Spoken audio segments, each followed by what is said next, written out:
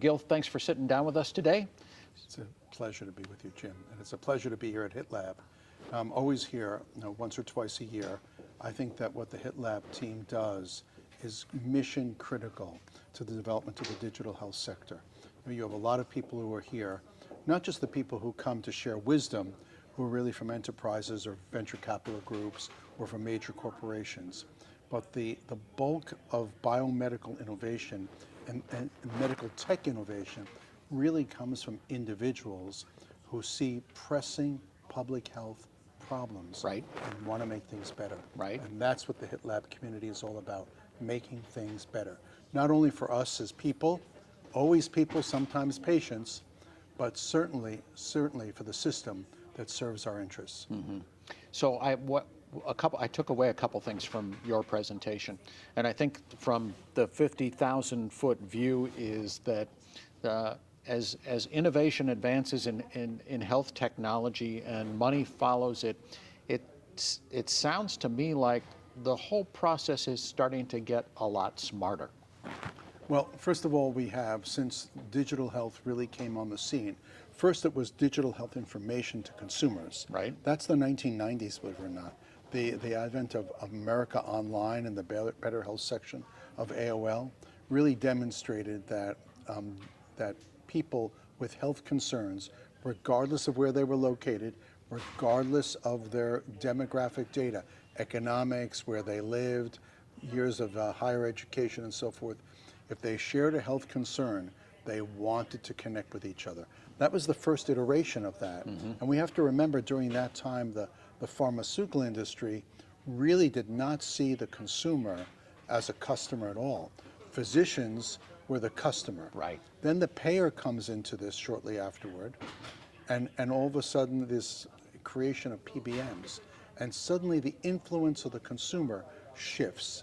They become much more of a let's make sure that they're happy type audience. But at that point, even till today, if we think of the physician audience, guess what? How much training do you think a physician has on medical technologies, digital health, and even the application of health information tools? What, like coming up through school? Coming up through medical school, my friend. No, probably very little.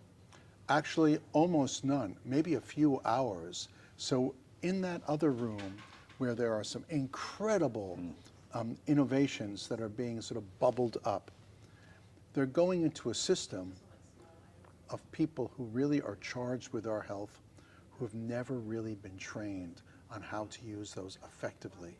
And guess what? Culture crushes change every time. So part of what I look at in terms of offering counsel, it's not just smart money or smarter money or wise money. It's actually I'm tracking where is the culture of our health system? Mm-hmm. Where is it going? Where is its sensitivity or its hunger for digital health innovation tracking? Now, in some areas it's tracking very high. In some areas it's not so much. But the reality is, when you combine cognitive capacity, our ability, our intellectual ability and desire to heal with the tools of technology that are being discussed in the room adjacent to us, the power to do things we haven't imagined yet is right at the edge of our fingertips. The problem is it's not in the grasp of our hands. Uh-huh. And that's the challenge. So yes, money is getting smarter, but money, having been on the money side of our enterprise before, money is always about return on investment. Mm-hmm. And so when you're looking at return on investment, you're not always looking at what's the next great thing. You're looking on where can I invest and see a return on investment within a short frame of time. Mm-hmm. We don't have a system that is looking at the long game. Mm-hmm. We have a system that looks at the short to mid-range game. And that's actually hurting the health system of this great nation. So, Jim, I just think of the fact that we spend $4 trillion a year on health in this country. I don't know if you were aware of that. $4 trillion a year. Phenomenal amount of money. It's per capita, it's twice the amount of most developed nations, twice the amount. And yet, it's just been reported in the Lancet, we have a 20-year gap of life expectancy in this country between perhaps you and I from the zip code of New York City, and someone else. Digital health can play a large role in closing that gap. So I'm very enthusiastic always about supporting HITLAB and being in HITLAB. I applaud the work of Stan and Jerry, Ansley, all the whole HITLAB crew, yourself as being a supporter of them. And I recognize the fact that this is the training ground for innovations that will sustain and save our lives. So I want to pick up on this money thing because you talked about You it. like and, money, I can tell. Well, I mean, it really is it fuels the engine. And yet another thing that I heard in there is that the people who have the money are exerting more pressure to accelerate timelines, get things done more quickly, and yet you're the only person who's talking about the long game. So how do we reconcile this disparity? You know, this is a very hard question. First of all, I think a lot of the startups see money not necessarily as the fuel that's essential to drive their machine to the next stage. They see it as a badge of honor, like where some people see the Academy Award or the Oscar or the Gallion pre-Gallion prizes Right. as the epitome of achievement. They see how much money they raised in a Series A or B as the achievement Wow. that validates that. How many Series B enterprises, though, fail? The majority. So what I always recommend, and I recommend in the room, I'm all for money, don't get me wrong. I counsel companies on how to raise money. I think it's very important. But I think what's most important is actually affirmation and validation by the market you seek to serve. And so I highly recommend first incubators, accelerators, and then equity. The three are in the same, shall we say, nest. However, if you're an idea, digital health innovation or invention, I highly recommend get into an incubator that's connected to a health system.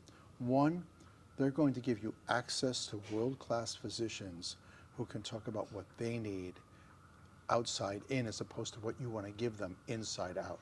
That's one. Two, you'll learn, or those companies will learn, how to navigate within the health system. You think it's the doctor that makes the decision? No, it's the CFO, the CIO, and the CTO. So often the doctor is the enthusiast and says, this could help me. But it's the chief technology or chief information officer who says, that's a great idea. I don't have the bandwidth to serve it. I don't have the people to validate it. How do you update it? How do you protect cybersecurity of our system? Is it an outside system? Is it embedded inside system? There are gazillion and one IT-related issues that need to be resolved that people don't think of. And then I think of my great father-in-law's last 2 weeks of life. He was an amazing physician, incredibly recognized for his scientific achievements, his countless peer-reviewed papers. He took care of his health. He made it with many health issues till he was 97. Well, still seeing patients till he was 95, expertly. Wow. And I spoke to a nurse about a question she had. And I said, you know, that question is, I remember, in his electronic medical record. And she said the key aspect that we have to remember, I don't have time to read his EMR.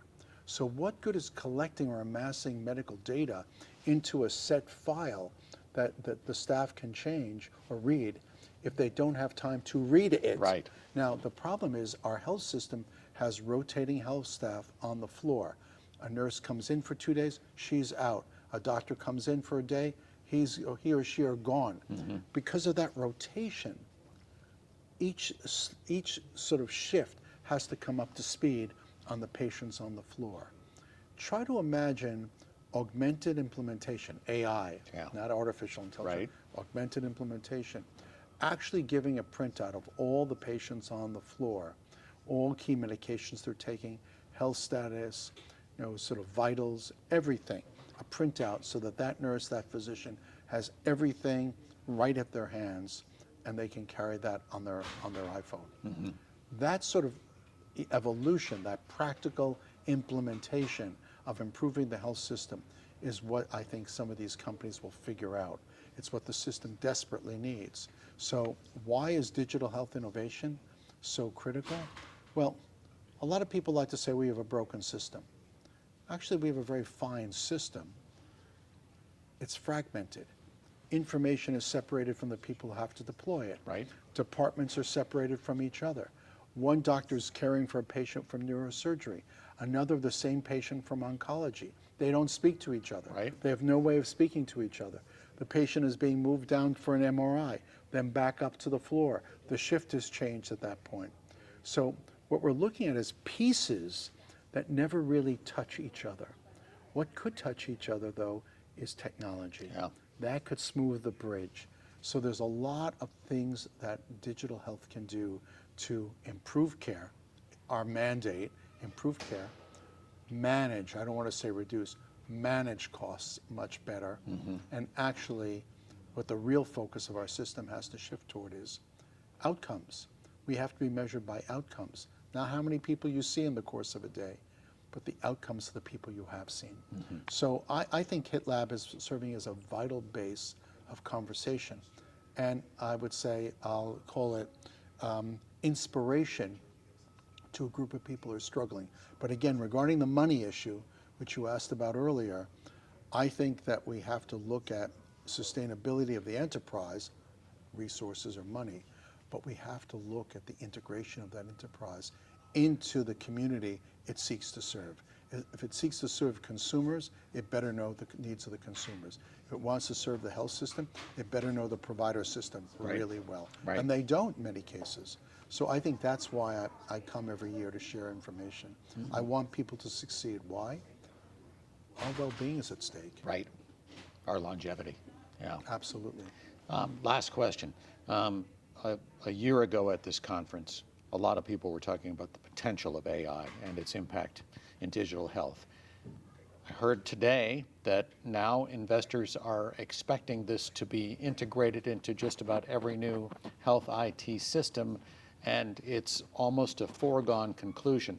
That's a pretty big leap over the course of a year. So where does that leap take us? Well, first of all, I agree with that expectation. This is like, as I said, when Ritesh Patel and I were presenting, this is a little bit like our getting excited in the room right now and talking to you about laptops. You'd say, what is he talking about? Right. I mean, or typewriters, right? AI is like talking about, cable television. It is, right? It is. And we're talking about smart devices. So if you look at the new, let's say the new iPhone 16, it's a smart AI-enabled device. Everything will be resting upon the platform of AI. It's no longer special. So all these companies that are talking about AI, I've developed an AI system, everything's going to be AI. Right. So I think we need to move on to the next big thing, because AI is like laptops were in the 1990s. That's where AI is last year. AI now, we're talking about the speed, Moore's theory of the speed of innovation. It's now. So that's why I don't call it artificial intelligence either. I call it augmented implementation. It's being embedded in things. Right. And therefore it's no longer artificial, and it's no longer artificial intelligence. It's designed to make us, you and me, far more effective in implementing our tasks and accelerating the work process. So I'm with those people who are saying that absolutely, they can count on my vote. Well, Gil, appreciate you spending some time with us. Always happy to spend time with you, Jim, and I appreciate it as well. Yeah, good luck with your crusade. Thank you very much. We'll continue it together, my friend. There you go. There you go.